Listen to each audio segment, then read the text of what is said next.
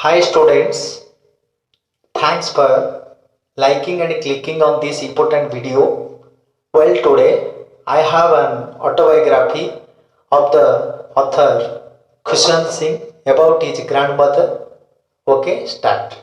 Here is the chapter for the students of plus 2 second year Arts, Science and Commerce. The Portrait of a Lady, written by Khushwant Singh. Before starting this topic, we should discuss about the life and career of Khushwant Singh. Khushwant Singh is a famous Indo-Anglian story writer as well as novelist of modern. He is also a distinguished journalist or columnist. His weekly column with malice towards one and all carried by several Indian newspapers is among the most widely read columns. He is well known in Indian literary history as one of the finest historians and novelists, a forthright political commentators, an outstanding observer and critic of social life.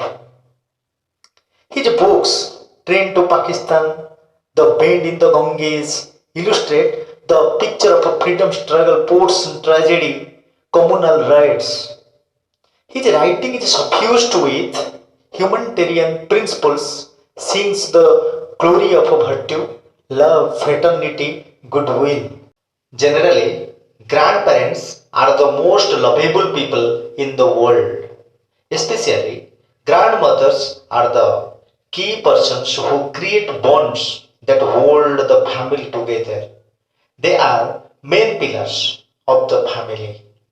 They spend their time happily with all the family members, but they enjoy spending time in the company of their grandchildren whom they consider as their dearest ones. They always think of their family's welfare. They pray God selflessly and wholeheartedly for the well-being of the family members.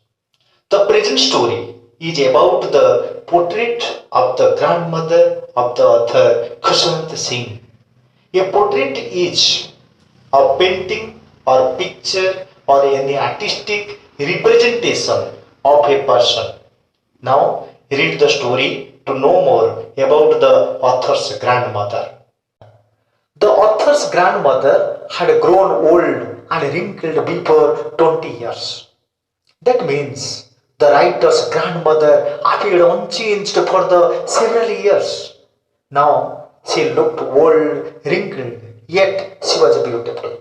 And another side, the author's grandfather had already died, and his photograph was kept in the drawing room.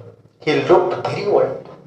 His bearded grandfather wore the traditional clothes and looked at least 100 years old. His grandfather did not look like his grandmother. The author's grandmother always went to school with him because it was attached to the temple. While he was learning the alphabet and the morning prayer, his grandmother was reading the holy scriptures in the temple. On their back home, they used to offer chapatis to the village dogs. After few days, his parents sent for them to live in the city. The author joined in an English school and went there in a motor bus. His grandmother could go no more with him. Now she was alone.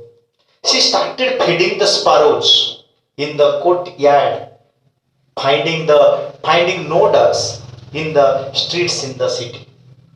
For some time, the author's grandmother would get him ready for school. Sometimes she asked him about the lessons taught in the school. She came to know that they were taught Western science and music lessons. She did not like it. She was distressed as there was no religious teaching. A change was noticed in their relationship when the author went to the university. Their friendship was snapped, but the grandmother accepted it with patience. She was isolated and did not like to talk to anyone. From the sunrise to the sunset, she sat by her wheel spinning and reciting prayer. In the afternoon, she used to feed little sparrows in the courtyard. It was the happiest half hour of the day for her. The author resolved to go abroad for his higher studies. He remembered his loving grandmother.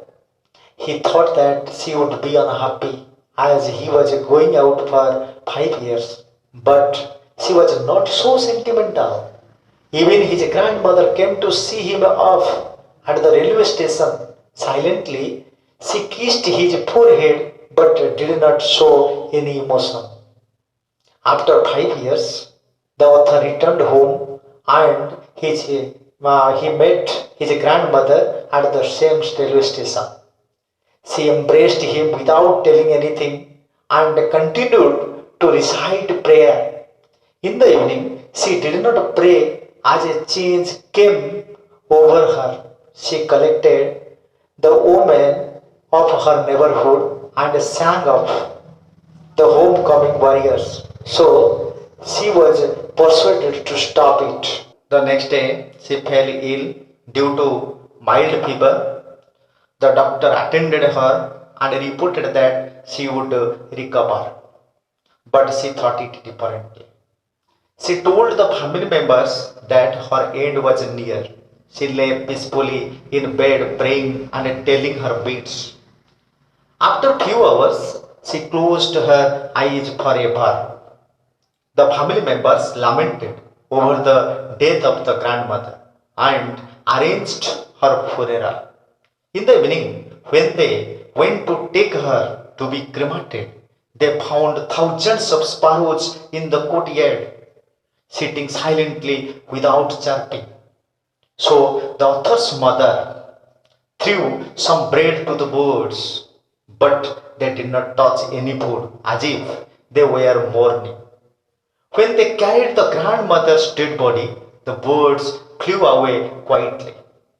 They should be the best example of a true love and affection. The moral of the story, the portrait of a lady, is first and foremost the sweet companionship of the grandmother and the author. The grandparents' old age is well spent. The children learn care for them. The author learns the basic education and ethics of life from his grandmother in his childhood. Here is completed this chapter and again thanks my dear students.